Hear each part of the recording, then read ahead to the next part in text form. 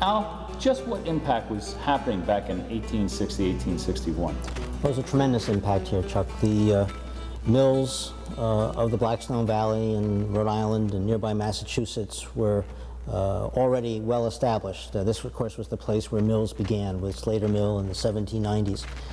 Mills had expanded during the 1830s and 1840s, and of course, when the Civil War came along, many of the things that were already being produced here were in great quantity or great requirement. Things like uniforms for troops, things like cannons, things like supplies, even rubber blankets for horses and ponchos or whatever the equivalent was for troops and so forth. And the mills of Rhode Island and Massachusetts responded to these orders, and of course the government needed everything right away. Went from a very small professional army of only several thousands to requirements for almost 500,000 people under arms. They all needed uniforms, they all needed rifles, they all needed packs, they all needed everything. There are other manufacturing centers across the country, but southeastern New England was one of the most important, and is one of the most available to Washington in that you could send things either by boat or by train, given the great harbors and boat lines of Fall River and Providence and so forth. Some of the factories in the valley, in Slatersville and other places that had made scythes and cutting devices for cutting grain and corn and so forth, converted themselves into making sabers, for example. Here in Providence, the Providence Tool Company made various kinds of rifles. One of the most famous battles of the Civil War was the ship duel between the Monitor and the Merrimack. The Monitor, as you may recall, was a small boat that had a very powerful turret on it that could spin around. Well, what made it possible for that turret to spin around was that the great gear that turned that firing mechanism around 360 degrees was actually cast here in Providence at the Corliss Steam Engine Company.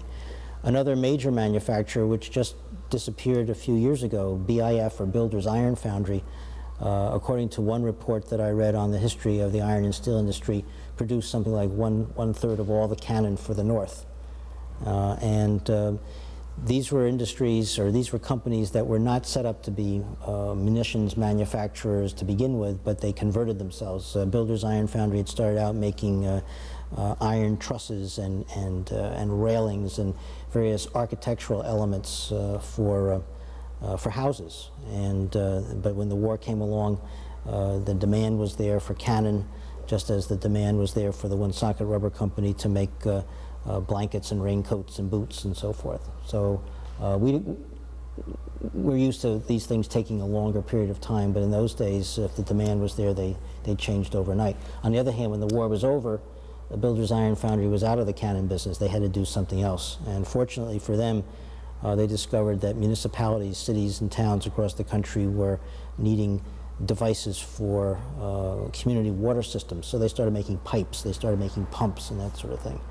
So they solved that problem more quickly than General Dynamics has solved the problem of what to do if we ever stop making submarines. If you go through the mills of the Blackstone Valley, you will see the generation of mills that began about the time of Samuel Slater being primarily those built in a wooden architectural style. They almost look like barns with cupolas on them and stair towers and so forth. During the 1830s and 1840s, the next generation of mills were made out of rubble stone. They were made out of things that were quarried and put together with cement and so forth. But during and around the time of the Civil War, because of changes in architecture, they started building their mills out of brick. And from the period of the Civil War on to the 1920s, you have all these brick mills. This was part of a forward-looking entrepreneurship that was reflective in the way they made their factories as well as what they made in their factories. Well, one of the reasons why there were job opportunities were two reasons. One was, of course, that the mills were expanding to meet the requirements of the government for all kinds of supplies. The second thing was that just at the time when those orders were coming in to the mills and they were trying to put extra labor on, many of their regular permanent force was marching off to war.